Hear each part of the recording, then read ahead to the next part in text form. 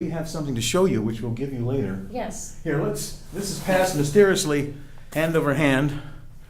We're going to give you this stuff later after the show, so you don't have much. Well, show it to him, because he's already seen the plants. I'm Teresa Medina-Castillo, and this is What's Up Now with Paul Guzzone. From the Bacon Brothers Band, and in town tonight, as a matter of fact. Speak shortly. 8 o'clock. 8 o'clock, I think the doors open at 7. And this is the first stop on their tour. And Yeah. you have the great good fortune to be the 100th interview that we've done. Oh, that's fantastic. Thank you so much. So let's, You're very welcome. We didn't plan it that way. It's just the way it worked out. let's just pull it up a little bit so we can actually see it. There it is. Yes, good, okay. Big smile. Thank you so Yeah, much. and I'll put it back in the box, and you'll get it later after 10 o'clock. Okay. You're not going to have it back. Okay. We actually have a box that it can go on the bus. That way, won't get broken up or bounced around. We're not sure about the plants, though. They should be fine. They lived in your daughter's apartment. Oh, my God. And she's a thrower when she gets angry. Okay. But that's for lunch. That's for lunch conversation. Snip. Okay, go ahead. We have a lot to talk about. He's playing tonight with the Bacon Brothers Band. One more time. They should have one less B in there. Yes. What it is. I have a good excuse. Yes, that's true. He's playing tonight with the Bacon Brothers Band, That's correct. but he also has his own pursuits, and some of them are pretty lofty, in my opinion. Well, they are it is what I do. I've had been very fortunate and blessed a long career in the music industry. And one of the things that enables me and others, friends of mine, colleagues of mine, to have a career in the music business or in the arts is to be diversified, which is what I teach my students. I'm a teacher, a performer, a songwriter. I own a business with my wife called Triple Z Music, and through that we do special projects for corporations. We produce records for almost anything to do with music. So as a result, I've done a lot of different things through my career. Of course, the focus has always been my personal music and performance. I think that's my number one thing, a performer. And I think this is what you're getting at. Last year was an interesting year for me because it started out continuing to promote my records and perform with the Bacon Brothers, and then we kind of took a left turn. In my village of Pomona, New York, we have a big music festival every year, little music festival every year, but last year, 2016 going into 2017 was the 50th anniversary of our village of Pomona, and we did a big 50th anniversary year, including a big music festival, which I produced in our village.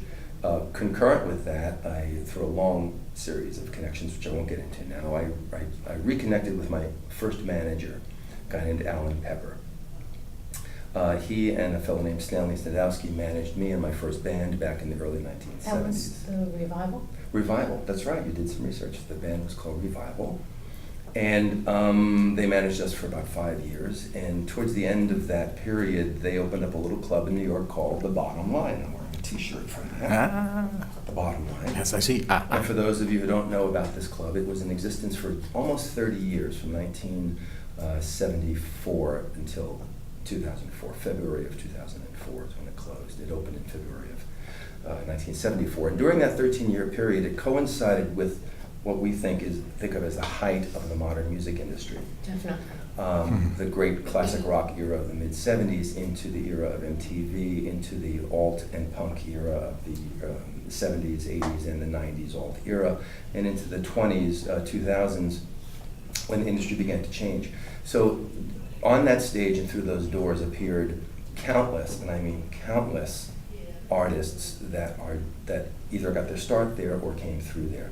I'm talking about going all the way back to people like Dr. John, who appeared there the first night, opening night when I was there, through the great Bruce Springsteen when he launched Born to Run 5 nights at the Bottom Line, to the Police who played there first time in New York City, to Elvis Costello, Lou Reed.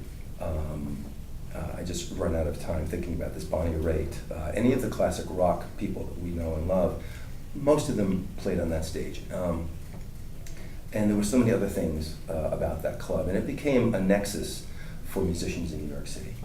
So because of my connection with the place where I teach, which at Pace University, I was invited to help them put together music programming at the Schimmel Center for the Performing Arts in downtown Manhattan, and I approached them with the idea of doing a tribute concert to the Bottom Line. It had been closed since 2004, and it wasn't going to reopen, but I knew that Alan had it in his mind to try to do something to honor the club. So I reconnected with him, and we produced this concert. So last year in 2016, 2017, I produced 2 major concert events, which is something that was not on my agenda when I started January of 2016. Yeah, so it was interesting. An enormous amount of work. Yeah, and it was great, but it was so rewarding, and it was so amazing to reconnect with Alan and Eileen, his wife. Stanley, I should say, passed away about 4 years ago, so he wasn't around to experience it. But we put together this all-star band, and we brought in a bunch of artists who came back to play. A guy named David Bromberg, who some of you may know, is popular in this part of this neck of the woods, probably has played at the Harvester. He was a regular at the Bottom Line, so he was there.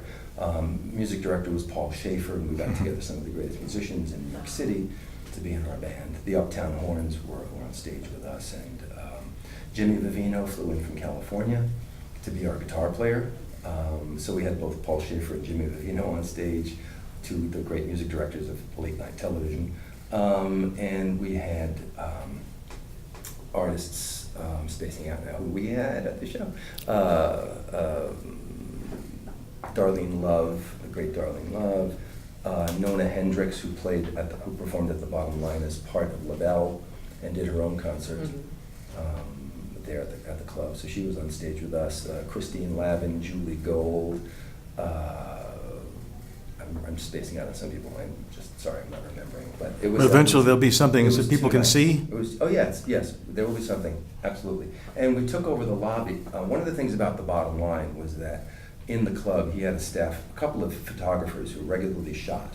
Great rock and roll photographers like David Gruen and Peter Cunningham and Yvette Roberts. And that's okay. Catch it. Ah! That's why I wanted it buried in the corner. You know, He'll hit me, it doesn't matter, let him talk. Okay. So we had, we turned the lobby into a gallery, the lobby of Schimmel Center, and all 3 artists brought in photographs, limited edition photographs, and we had a gallery of amazing photographs of the Bottom Line. Actually, what you could do, you could go to If These Walls Could Talk on Facebook, which is a Facebook page, which has some commentary and some photographs from the club.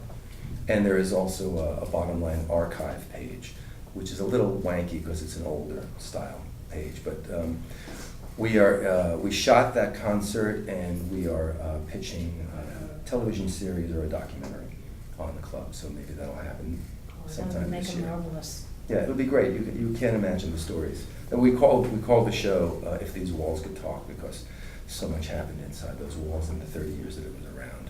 Deals were made. People got their first breaks. Musicians met each other, and bands were formed.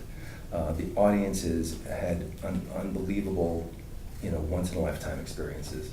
Miles Davis played there. Charles Mingus played there. I'm thinking of jazz musicians and pop musicians and singer-songwriters, and just an astonishing. It was a little bit of everybody. Yeah. It was an eclectic mix, and these days in our corporate music industry, there's no club that is quite like that. The Bottom Line existed at the same time as the Troubadour in LA, and there were similar clubs in that they were musician hangouts. They were privately owned, and they had their own programming. It's not like a corporate. Nobody's got club. a playlist you have to Right. fit. It's very much like actually the Harvester. I bring it back to the Harvester because this is one of our favorite places to play. For that reason, it's run by a wonderful guy, Gary. And although it's slanted mainly towards acoustic Americana music, within that, it's a very comfortable, homegrown place with a very eclectic mix within that. Very much so. Yeah. So. Myself, I'm waiting for the Glenn Miller Orchestra in October. Are they coming? Yeah. No kidding. That's his Well, there you anniversary go. present. That's fantastic. That's my. I already got my ticket. That's fantastic. You'll hear all those charts played. Yes. Fabulous. So. Well, that's great. Yeah. Now, one thing about the Bottom Line that I found out, it wasn't just a venue where people came to play. The artists were also, they had a place to hang out, they got fed, Mm-hmm. they got tips and tricks, Mhm. and were able to kind of sound out their sound while they were figuring out what the sound's going to be. Right, the place wasn't so big that you couldn't take a chance, and a lot of people would go in there and test material. I remember comedians. Alan was a big fan of comedians. He would often do comedians and interesting acts paired with comedians, and comedians would come in there and test material, not unlike the comedy clubs in the 1980s, but I'm talking about the 1970s. You know, Rodney Dangerfield Really, played there, you know. really ahead of its time. Yeah. So it was, and also, as I mentioned, a lot of musicians would go there to see other musicians, and often they would wind up on stage performing, you know, with these spontaneous moments, which just happened. You know, if you were there that night, you had this great experience that only happened there on that night, not to be duplicated. We probably never see the like again. No, we won't. It's just the economics of it in New York City make it impossible. Yeah, it just, Yeah. to have that kind of freedom. So anyway, it was great to be able to bring that to light again. I can't really well wait, attended. you've got to keep me We will posted. keep you informed, and as soon as we get anything happening, we'll let you know. Because what I've been able to read of it, it's wonderful. Yeah, And that's just the pictures and such. I spent way too long, Okay? yes.